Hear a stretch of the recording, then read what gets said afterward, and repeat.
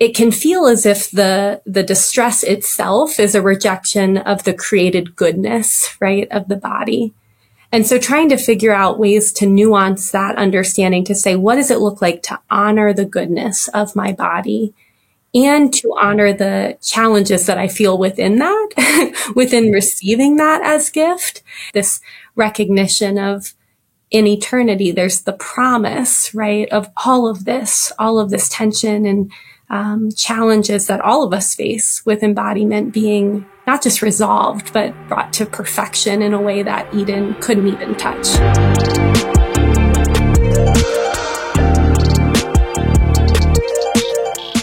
Parenting in general is hard, right?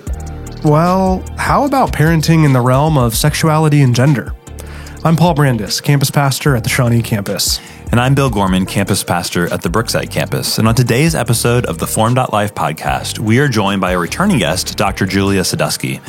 Dr. Sadusky is a clinically licensed psychologist based in Colorado who serves as a speaker and consultant to churches and other faith-based institutions, helping them understand the unique intersection of sexuality, gender, and theology.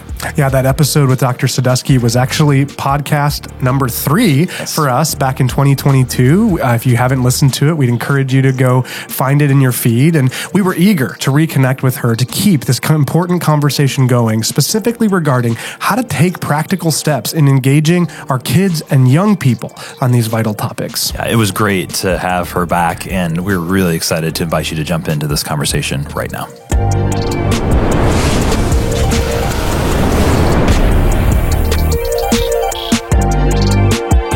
Well, Dr. Sadusky, thank you so much for making the time to come back on the Form.Life podcast. You were one of our very first guests all the way back. If you're on a podcast app right now, you can scroll all the way back to episode 3 of this podcast a couple of years ago, and we're really grateful. It's a joy to reconnect with you. Thanks for being here. Yes, thank you for the invite. I'm so excited to talk to you both again. Yeah. Since we had you on the podcast then, and we had married that episode or that recording of that episode to an event, you were with us here in person in Kansas City on the topic of gender identity. We have tried, I'm sure imperfectly, but tried to continue to thoughtfully engage these conversations, important conversations as a church in multiple ways. And we got to send over one of those ways to you. We hosted on episode 34, so more recently on the podcast, we hosted Dr. Duvail, Felipe Duvail. He's a theologian at our denomination seminary, and he writes about this and other topics, but he approaches the topic of gender primarily from a theological and sociological perspective. So for our listeners, if they didn't get a chance to listen yet, we're going to link to that specific episode in the show notes. But we were so eager, knowing that we had you scheduled to come back on, to get you to interact a little bit with that episode, Dr. Sadusky. We know from having you here that you approach this conversation from the perspective of a counselor and psychologist, but Bill and I got to do both interviews and are excited to be back with you again. And we just observed such a great deal of overlap between what we learned from both of you. So as you got a chance to listen, what kind of stood out to you, or what ideas were particularly impactful? Yes, it was a great episode, and I'm so glad to get to talk about it with you now. I think the first thing that struck me was the engagement with essentialism and social constructionism, right? Something that I think even when I was with you all, we probably nodded at least a little bit.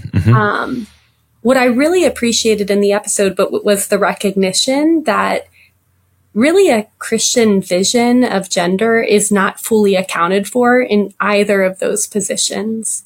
And so just this idea that we have to go beyond some of the language and categories that we've been given in even modern philosophy is going to be insufficient. And I think that's a really critical piece here. That as soon as we start to think we've kind of captured and accounted for everything we need to know when it comes to understanding gender, we're probably further than we've ever been from really deepening our understanding. And so that was something that really struck me, I would say, right off the bat. Yeah. I was just going to add to that, or kind of follow up on that. As we, one of the big ways I think that Dr. Duvail is trying to do that is, with this category of love, and and how do we think about this conversation with love being sort of a guide that helps us to discern what gender expression should look like? It's in some ways connected to our sexuality and our sex bodies. Those aren't entirely different things, but how do we actually live out what it means to be male or female in a particular time and place and cultural moment? He kind of uses that language of cultural goods, like the stuff, the clothing, the artifacts that are around us. And he kind of uses this category of love, contrasting that a bit to another scholar who uses this language of desire, and how that functions. I just wonder, can you speak to that a little bit? What was helpful to you about that? What would you, and even more broadly across the whole episode? That's kind of one question. But second, is there anything that you would want to add to or clarify from your perspective of what you were hearing in that broader conversation? Mm-hmm. Well, I think the point he brings up about desire is really meaningful. Just the idea that we don't just have one desire, we have conflicting desires. Desires can be at odds.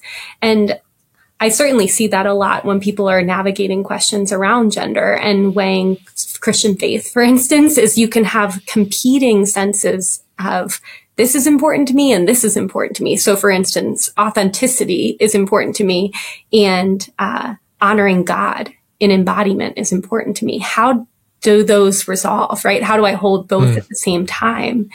And so you can right there have conflicted desires. And so to say, I'm going to allow desire to guide, well, you have multiple ones. So which one, right? But what you highlight in the episode is this idea of, so what is the thing that pierces through all that and is a guiding anchor that isn't simply what I perceive myself wanting in any given moment? Well, love, charity, this idea of ordering, and almost as if desire kind of comes under the mission of love. It was something that I thought of as we were talking. What does it look like to submit my desires under the authority of God and this broader story? And that comes out in the podcast as well. The broader story of what God's doing over the whole of Scripture, as opposed to simply looking at one pocket of Scripture or another and trying to proof text how one navigates the space. But the other thing I want to highlight about the episode that I think was so helpful was this idea that gender is kind of on the ground in our daily life, that it's there in and through our lives. And as soon as we get into the conceptual and the abstract, we forget that as embodied beings, we encounter gender distinctions all day, every day. And so sometimes making a return to that anchored embodied living, instead of just talking about embodiment, right, can be a really fruitful path forward. I will add that I think one of the pieces that struck me in the episode was this idea about the kind of life as gift, embodiment as a gift from the Creator, something that we're not meant to just kind of enact power against or kind of control. And I think for some people with specifically gender distress or gender dysphoria, it can feel as if the distress itself is a rejection of the created goodness, right, of the body. And so trying to figure out ways to nuance that understanding to say, what does it look like to honor the goodness of my body and to honor the challenges that I feel within that, within receiving that as gift, and to not frame gender dysphoria as a moral, failing in receiving the gift. Because I think I hear that sometimes from people that, well, if I could just accept my body as good, then I wouldn't have this problem. And it's a bit more complicated than that, of course, on this side of eternity. But there's hope at the end of the episode if people haven't listened to it, this recognition of in eternity, there's the promise, right, of all of this tension and challenges that all of us face with embodiment being not just resolved, but brought to perfection in a way that Eden couldn't even touch. Yeah. Oh, I know. I love that. And something that Dr. Dovale, drew out as well. And we love certainly to talk about that here at Christ Community is the future chapter that awaits us, in the new heavens and and new earth. Thank you so much for adding your thoughtfulness. Anything else that you'd add there? We have another topic we're very excited to bring up with you, but we don't want to rush beyond your great thoughts on that episode. So anything else you would add before we shift to the other reason we invited you on today? Yeah, so I could talk about all of this all day, so we'll right, long in one thing. But I think the other thing that struck me that I think is really important is that the idea of love as relational, that gender doesn't really make sense when we think of just what it is to be a man or what it is to be a woman, that there's a relational, communal component to gender that really makes the most sense when we're thinking in terms of relationship with God, relationship with myself, relationship with others. And so I really appreciate how, orienting and ordering our loves has something to do with relationships. It's not just me and what I perceive or prefer. There's a broader sense of, I want to serve God. I want to serve others. I want to be in real relationship with other people. And that can be an orienting and ordering principle when it comes to complex terrain like gender. Yeah. Well, I love that. Thank you so much. Truly. Yeah. And we are excited, not only to, draw you out in your thoughtfulness to those ideas. But when you were here a couple of years ago, you shared about a coming book project, that I think we all pulled out, you were with our staff, and I think we all pulled out pen and paper to write it down. And it is around a 2-part book series about talking to your kids and teenagers about sex and gender. And many of us in that room are parents, and we thought, boy, that sounds really good. When can we pre-order that book? And so we were really eager to also get your thoughts on that. And I'm just curious, where does passion come from for an important project like that? I'd love to just hear your story of how you ended up writing this 2-part book series. I think I'm just interested in that. So how did it get started for you? Yes, well, it'll make you laugh because it wasn't my initial idea. So I was pitching a totally different project to Ave Maria Press, and it was going to be more in lines with what I typically speak on, sexual orientation. And I was going to write a book about that. And in the midst of I think it was 2 months that it was taking for that project to be pitched to the publishing team, I got probably 6 calls from friends and people in my life who were asking about these early childhood challenges with things like exploratory play or boundaries, and how do we talk about genitalia? And my friends kept asking, is there a book out there that can tell us what to do? Because nobody taught us how to do this. And I would kind of script it for them, and here's what I would say, and here's what I wouldn't say. And they just kept saying, where's there a book for that? And so one afternoon, I thought to myself, well, gosh, there should be a book about that. Why? That seems so obvious that ought to exist in Christian circles. And I did a Google search actually about, what's out there in that early developmental period. And things came up from Planned Parenthood, things came up from Wikipedia, but there was nothing distinctively Christian that was available.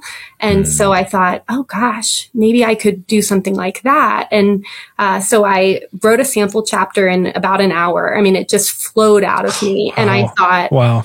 Okay, there's something to this. And so, so I emailed my publisher and I said, don't submit that other one here. I'm going to send you over this, kind of sample and outline. And, so I sent that in. And then of course she came back and said, okay, yes, absolutely. We want to do this. But we'd like you to write one for parents of teens as well. And so at the time, the front end, I was so eager. Yes. Okay. And then of course ended up writing both of them, over the course of that next year. But it was really a kind of felt need of people in my life. And of course, I get to talk about it a lot with parents in therapy. But I think having the experience of having friends look and say, there's nothing available, it really struck me and prompted me to want to put together that project. Yeah. Well, I love that. Thank you for sharing that. Yeah. Yeah.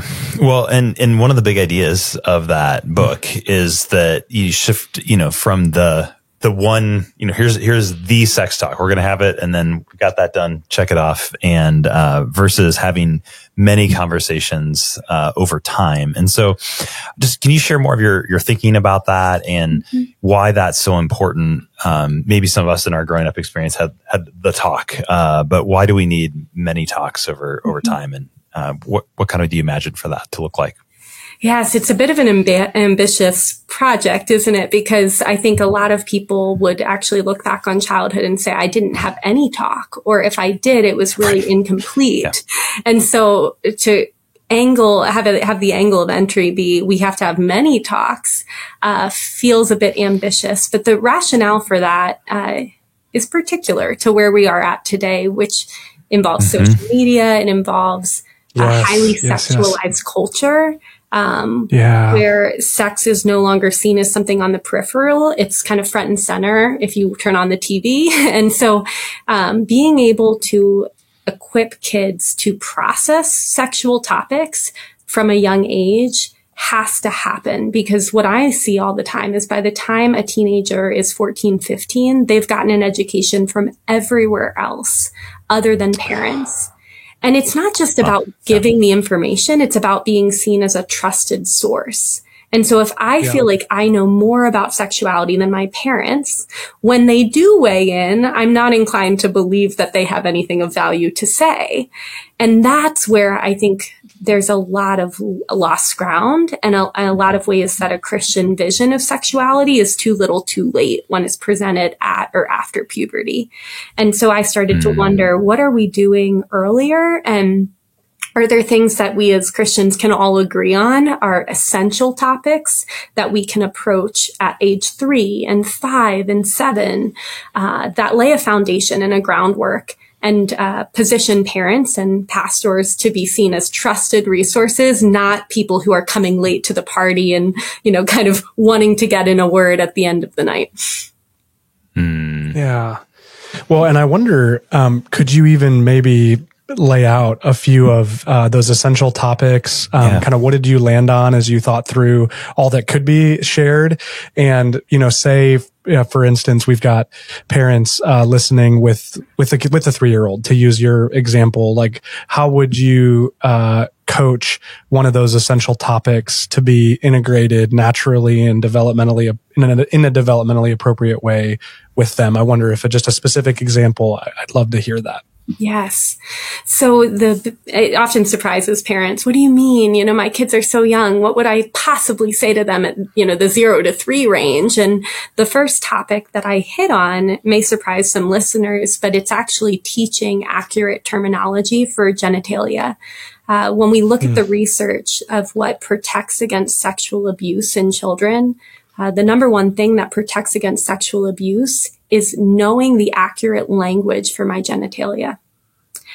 If we did one thing out of these books, that's what I would recommend to parents, is in that 0 to 3 range, just like we teach kids about their head and that's the word for head, or their ears or their nose, helping them know accurate terminology, medical language for anatomy, including genitalia, is key. And it's not just key for self-knowledge, it's key for safety. Kids are going to be more inclined to share about things that might be a little bit odd or uncomfortable if we can give them that accurate language and reduce the anxiety about using those terms. And so that's the first thing, 0 to 3. And I say 0 to 3 because I think that first year is a good time where parents can say those words out loud when their kid will not remember, and reduce some of the anxiety. If that's new territory for people, that's the first thing. And then as they get a little bit older, helping them with exploratory play. So kids use their senses to understand their environment, touch, taste, all these things, and being able to redirect kids who are touching their genitalia or trying to, explore other people's bodies in ways that need boundaries. Many parents react out of fear in that when they see those types of behaviors. And so the book goes into what's normative behavior, what's abnormal behavior, that's a cause for concern. And no matter what the behavior is, helping equip parents to intervene. I give the example in the book that it's normal for a younger child to throw food on the floor at dinner.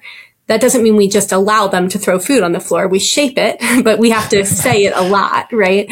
And so similarly, when teaching about touch and boundaries with young children, you're going to be saying the same thing over and over again and trying to scaffold and shape education on boundaries. So that's something else we teach in that 3 to 5 range.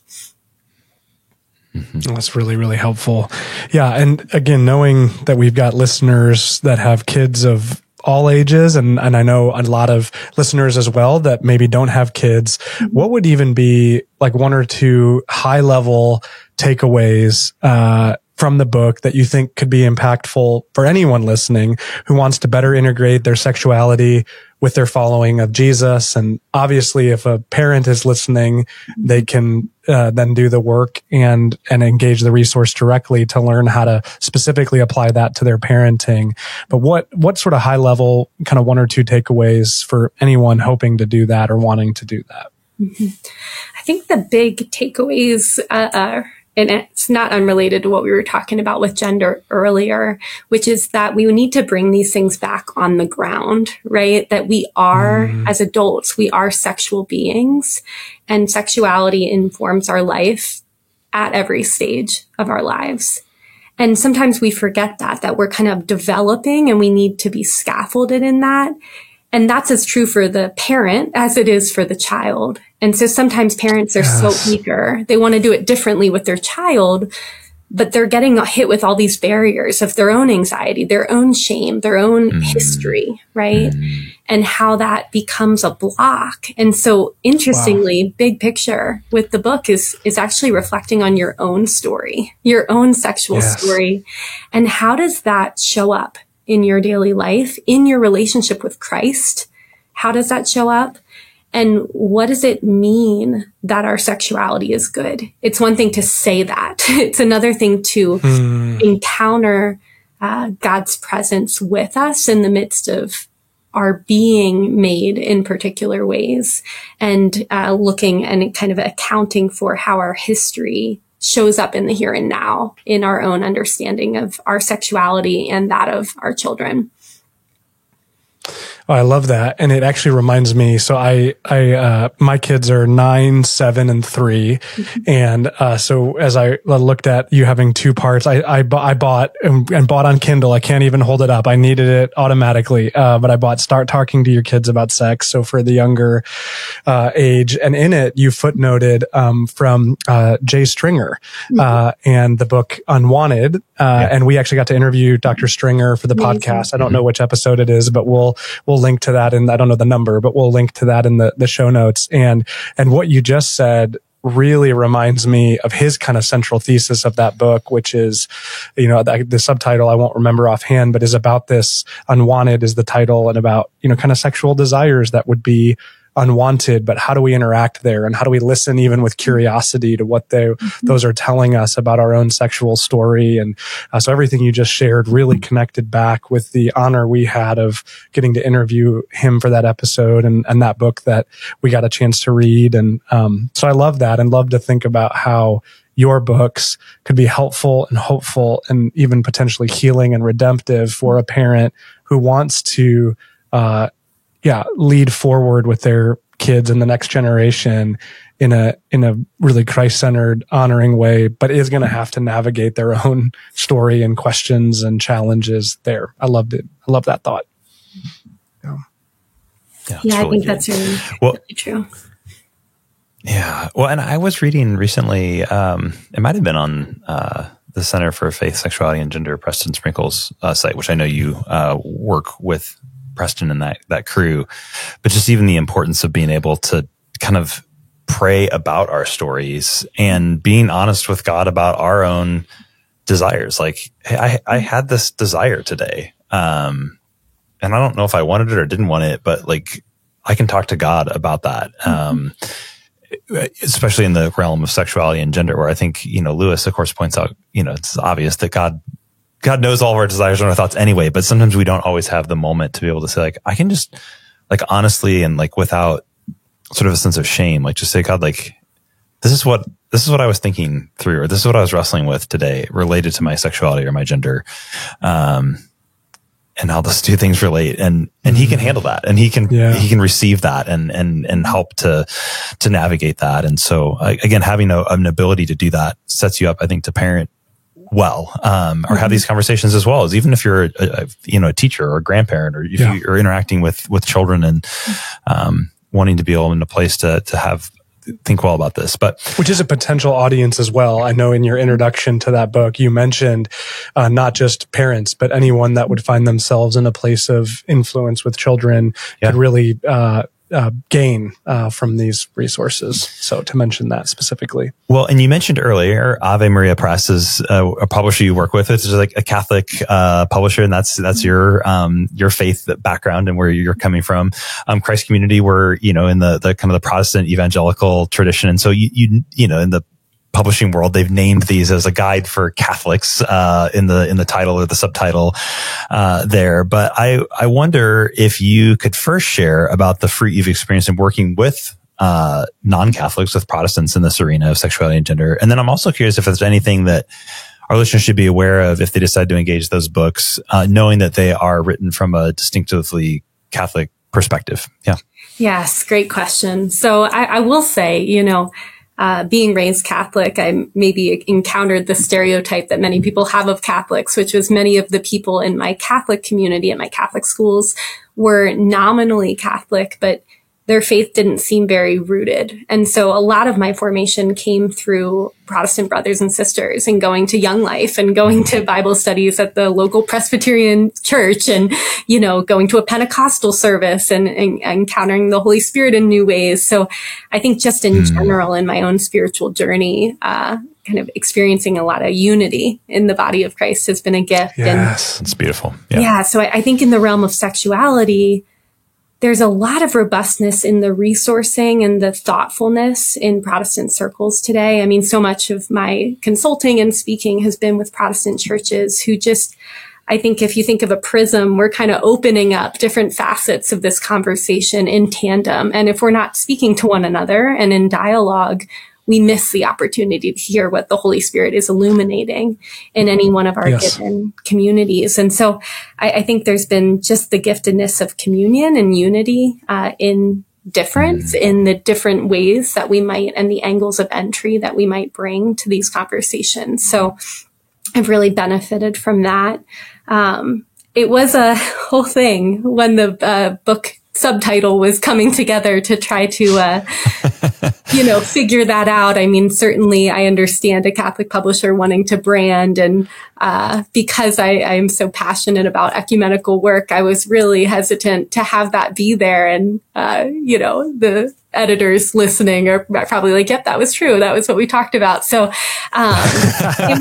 it was a challenge, I would say, because I know how that can be, that can be intimidating and kind of off-putting, or it can feel like it rules out certain people. And so for listeners who are saying, well, I'm not Catholic, what does this have to give me? And I want you to know that if anybody knows Greg Coles, who's kind of works at the Center for Faith, Sexuality, and Gender, he's also has been a guest on the podcast. He's been on the podcast before. We'll link to it. Link to it. Yeah, he's great. He's also an incredible editor, and he one of his jobs in editing the text was actually distinguishing with me what are concepts that are kind of distinctively Catholic contributions, and how do we say that those are Catholic ideas? And then when we're talking about broad Christian understandings, we can just say Christian and kind of help parse out for people a little bit more what's what. So a reader who's not Catholic can say, oh, okay, so that's what Catholics believe, and I may align with that, I may not, but I don't feel like I'm getting a text that is kind of inundated me with something so different from my worldview or my understanding. Of course, there's a lot of overlap in how different denominations see things like pornography, for instance. You may see more nuance in how different denominations think about masturbation, for instance. And so the reader may have to discern that a little bit. Okay, is this a Catholic lens of masturbation versus a different lens? But to be honest with you both, I really tried to make the book as accessible to everybody as possible. And I think they'll find that. They'll find that in the text, that there will be a couple of pieces that may not apply as cleanly, and there should be a lot in there that everybody can benefit from. Yeah. No, my engagement so far has borne that out to be true. My personal engagement with the text, and but we did want to name it, knowing that we have active and engaged listeners, and we'll link to these resources as well, in addition to the episodes we've mentioned, but link directly to the ability for listeners to check this out themselves. And I love to hear even the kind of behind the scenes conversation about the title, and imagining that kind of back and forth and all of that. And, but we just have always been so grateful for your work and leadership and how you serve the church. And we are passionate about, ecumenical, for us to work together as much as we possibly can and display true, genuine Christian unity. And so it's just been a delight to get to do that with you now for over a couple of years together. So. Yeah. And before we move on to the next thing here, I'd actually love to just ask one more question. We've talked a little bit about the kid, kind of the children aspect of that. There's the teen, book. So you've named, kind of the things early on with kids, but what's distinctive as you are having kids who are going through puberty, they're stepping into that teen world? Is there anything distinctive that's like, this is really important, to talk about, or how to talk about, or what to talk about in that phase? I just would love, I know we probably have a lot of parents listening, in both of those categories, but what's most distinctive about that time? What's important to talk about then? Yeah. So beyond the traditional sex talk, right? Understanding kind of human anatomy and how that all works in sexual intercourse, bodily changes are really important. I think sometimes we make jokes about that with youth, and I mentioned that in the book, but we don't really map for them what's coming. And I think for some teens, that's not super problematic. It happens to them and they keep going. But for many teens, it can be quite confusing and shocking, or disorienting for a time. And so sometimes we forget that things that are normal also can be scaffolded and supported. So bodily changes, and not just their bodily changes, right? But the bodily changes of the opposite sex.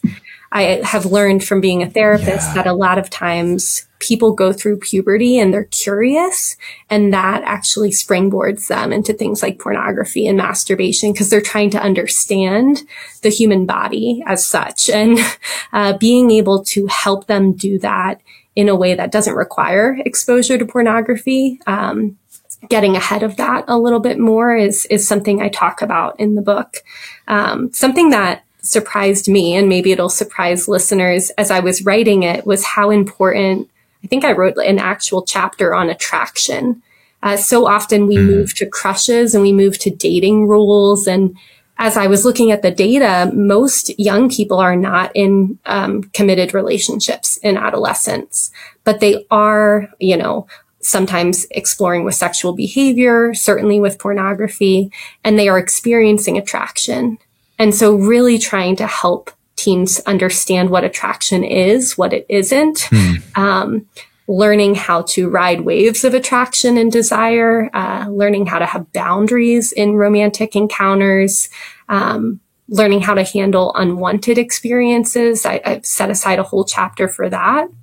And then in both books, technology use. Of course, this is what is so important today. How do we help equip teens as it relates to sexuality and technology and the things they might be exposed to in technology? So also very important. And then no surprise to listeners, a whole chapter on sexual orientation and a whole chapter on gender to really equip parents in those pieces as well. Well, when you mentioned the whole chapter on gender, something was kind of clicking for me earlier when you were naming, just even mapping the bodily changes that happen through puberty.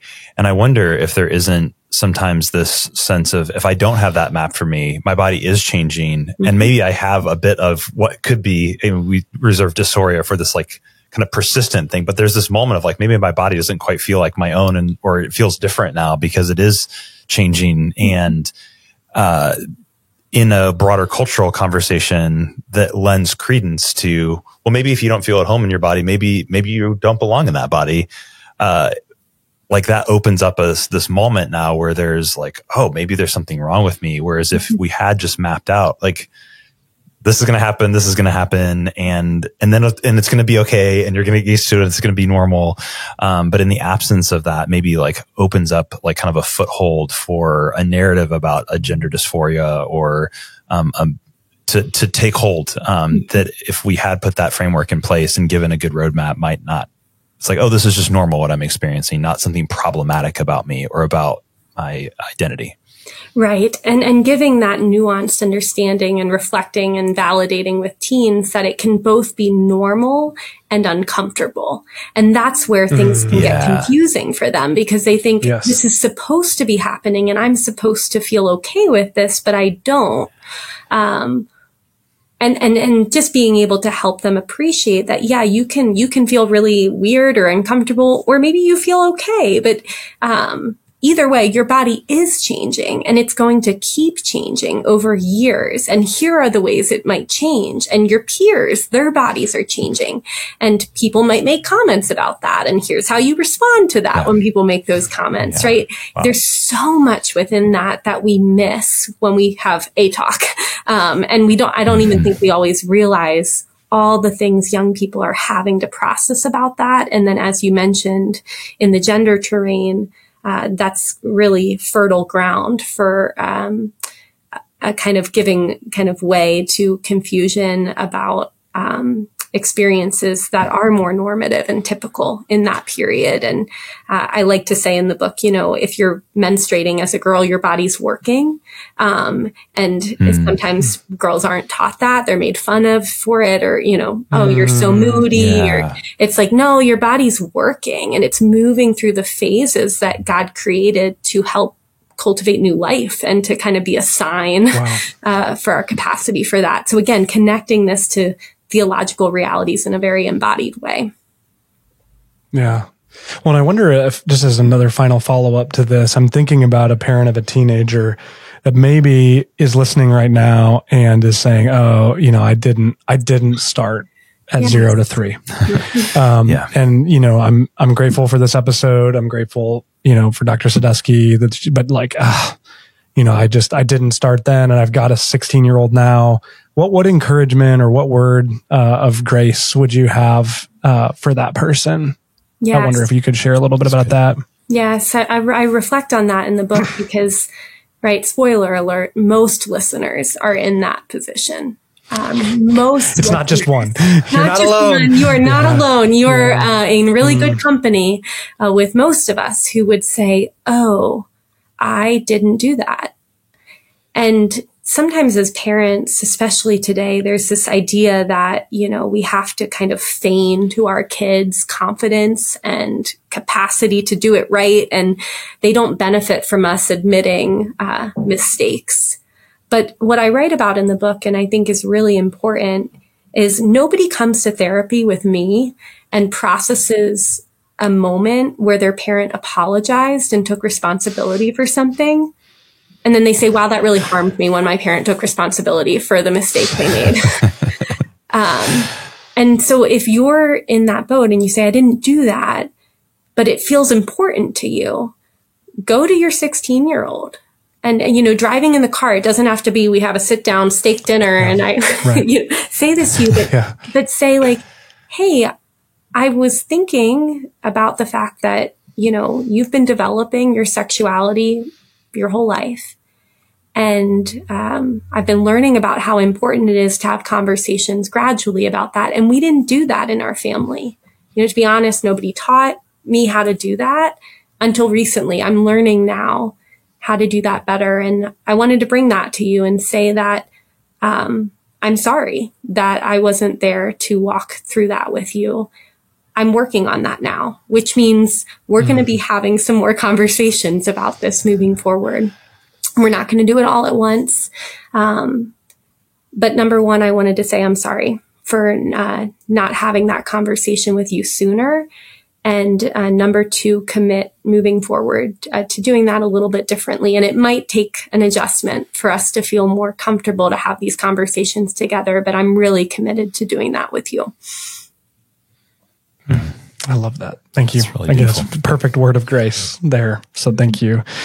Well, Dr. Sadusky, thank you just again broadly for your time and for coming back. I always say to guests that visit our church 2 Sundays in a row, I say, "Hey, you came back." that means something. And so you came back to be with us again on the podcast, and that means a lot to us. So thank you for taking the time. Oh, thank you for the invitation. And it's such a delight to get to share. I remember when I was there and, we were all sitting around talking about that book project. And so to have it out and come to fruition and get to share about it with you has been a real delight. Yeah. Well, and you are our first. I was kind of thinking back over it. We've had staff from the church, other staff other than Bill and I as the hosts that have joined us more than once. But I think you are our first non-staff member that's a repeat guest. And we have, from the episode with you, I think, or even the second or first one that we did, asked the same kind of closing question of what would you do if you could do something besides the amazing work? And I didn't even go look it up, but I think I remembered, hopefully correctly, that you said you would do wedding hair. Did I get that right? That's correct. Yes. Okay. Yes, Okay. I remember that too. Okay. So it made an impact. I loved that answer. And we would just love that question. It's been so fun. But I was like, should I do another question? Or I was like, I'm going to give you a chance. Do you want to have the same answer or do you want to answer it differently? Or do you want to just tell us something else? Either way, I thought we'd get to throw it to you here at the end. Thank you. Yes, I had not forgotten. That was one of the best questions I've ever gotten on a podcast. So I haven't forgotten it myself. And what's funny is after that answer, I started cutting hair more for people in my life. So now I'm the go-to person who cuts the hair of the friends' kids in my friend group, which is just hilarious. Even this weekend, I'm going to cut somebody's hair. So I guess generalize it to hairstylist, right? As opposed to just doing wedding hair is the adaptation I would make. Oh, that's amazing. We really have not been disappointed with that question, and it's led to some really fascinating end of the episode conversation. So thanks for humoring us on that more than once. We're grateful. So Awesome. Well, again, thanks for being here, and thanks to our listeners for joining us on this episode. We've mentioned a number of resources as well as other episodes of the podcast. And so we'll put all those in the show notes so you can access those. And we're just delighted to get to continue to have this conversation together with you, Dr. Sadusky, but also with our church family. And so thanks for joining us on this episode of the Form.Life podcast.